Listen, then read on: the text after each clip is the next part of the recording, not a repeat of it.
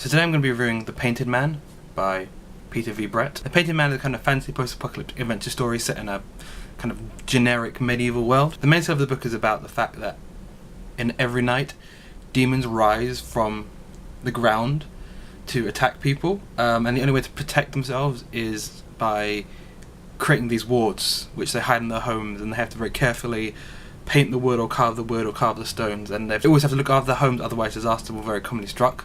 There's a few different types of demons. There's like fire demons, which can burn down wood. There's stone demons, which are these massive creatures which can just like knock through fortifications. There's wood demons who kind of like stalk the forests. There's also stuff that's extremely post-apocalyptic. It's very much after the end. Humanity's kind of on its last leg.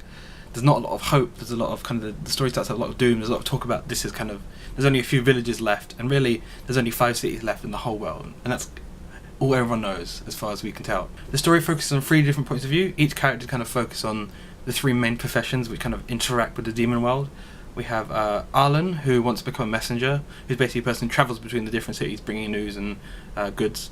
We have Roger, who basically wants to become a juggler, and the jugglers are the kind of people who go between each of the towns and kind of get a buzz going, a hype going, so the messenger can like spread his messages, otherwise people won't really pay attention and won't listen to him. Finally we have Lesher, who wants to be a herbalist.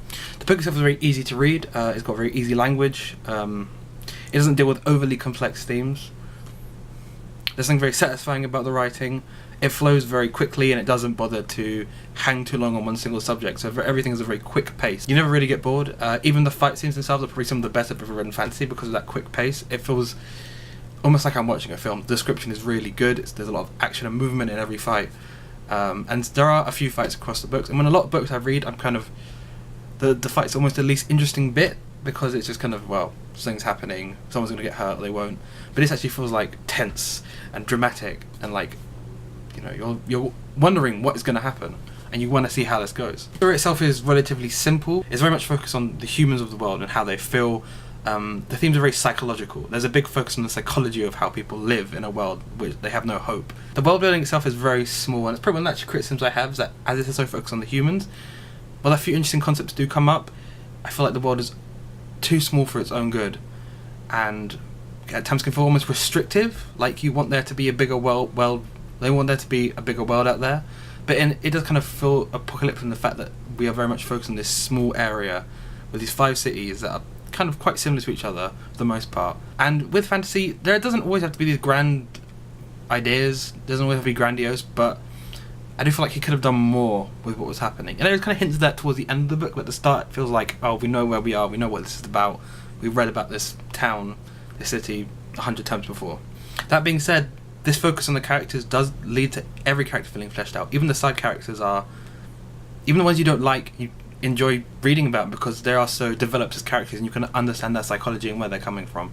How there are hints of the future of the series, but there's kind of politics that's come and go a bit, and we do kind of see characters briefly who will very clearly become important later on in the story. However, there is this problem, like I said, we feel like they've read a lot of this before. A lot of times it can feel easy almost. He's drawing on these ideas we've seen other people write about, and write about more interesting. We have a generic medieval Europe, we have a generic medieval Arabic city, and he really does use a lot of conventions. One of the problems I had with this book was kind of how women were written about. There's a very large focus on traditional gender norms, and like, as I said, I guess he was going for the medieval thing, but it can come off feeling a little flat and kind of old-fashioned and not really interesting. You feel like he could have played more with it. I mean, it's not actually set in medieval Europe, so he could have done more with how the gender norms are displayed. And while his women mostly feel like real characters, at times we see that whether they discuss things, they talk among each other, feels more like how people imagine, or girls having pillow talk, than how actual women seem to talk to each other. I mean, he spends a lot of time having his female characters talk about their bodies and their breasts especially, like almost non-stop. And while the characters, as I said, do feel interesting, there is some stuff that's like, it focuses on a lot of stuff I don't really enjoy in fantasy. Like, there is a lot of talk of like sexual harassment, and there's lots of sexual harassment in this book. It's kind of focused on a similar way that you see in Game of Thrones, where it seems to be too much. Also writing about too much, it kind of seems too focused on defining women in the way how they're mistreated in the world, which you could definitely do in an interesting way if you focus on it in a feminist viewpoint, but it feels more like it's just there to kind of flesh out the world and add a bit of grimness to it. So I'd recommend the book definitely for sure. As I said, it's really easy to read. I've heard conflicting opinions about the sequels, but I definitely say that you should read this first book and see if you like it or not.